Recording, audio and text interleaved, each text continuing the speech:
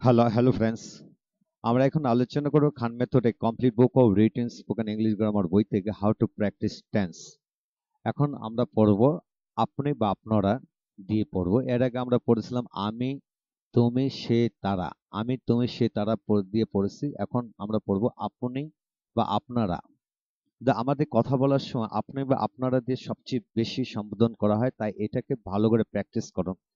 যেমন আপনি করেন, পড়েন, পড়ান, যান, খান, লিখেন, খেলেন, হাঁটেন, দেন, নেন, এইভাবে যে কোনো ভার্ব দিয়ে পড়া যাবে। তারপর you, do, read, teach, go, eat, write যে কোনো ভার্ব দিয়ে পড়ে ফেলুন।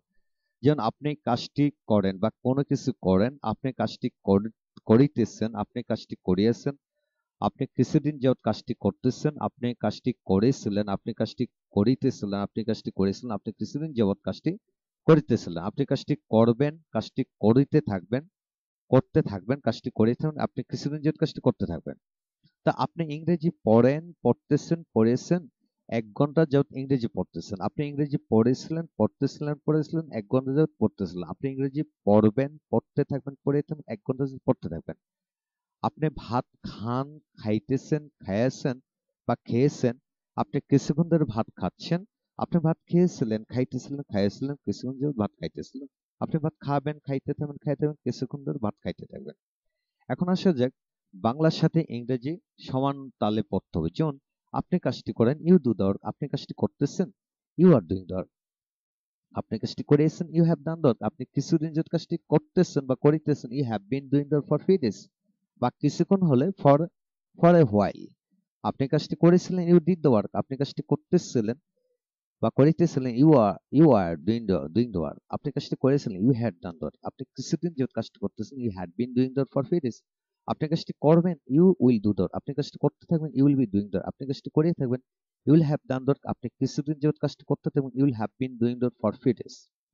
এখন আসেন আপনি আপনি বই লেখেন, ইউ রাইট এ বুক, আপনি বই লিখতেছেন, you R writing a book, আপনি বই লিখিয়েছেন বা লিখিয়েছেন, you have written a book, আপনি কিছুদিন ধরে বই লিখতেছেন, you have been writing a book for few days, আপনি বই লিখেছেন, ইউ রোট এ বুক, আপনি বই লিখেছিলেন, you R writing a book, আপনি বই লিখেছিলেন, you had written a book, আপনি কিছুদিন ধরে বই লিখতেছেন, you had been writing a book for few days, আপনি বই লিখেছিলেন, you will write a book, আপনি বই লিখতেছিলেন, you will be writing a book, আপনি বই লিখেছিলেন, you will have written a book, আপনি কিছুদিন ধরে বই লিখতেছিলেন, you will have been writing a book for few days. Hi friends, এইভাবে যদি আপনি দিয়ে যে কোনো ভার্ব দিয়ে এইভাবে প্র্যাকটিস করে বাংলা ইংরেজি, তাহলে মনে অজান্তে টেন্স শিখে ফেলবেন ইনশাল্লাহ।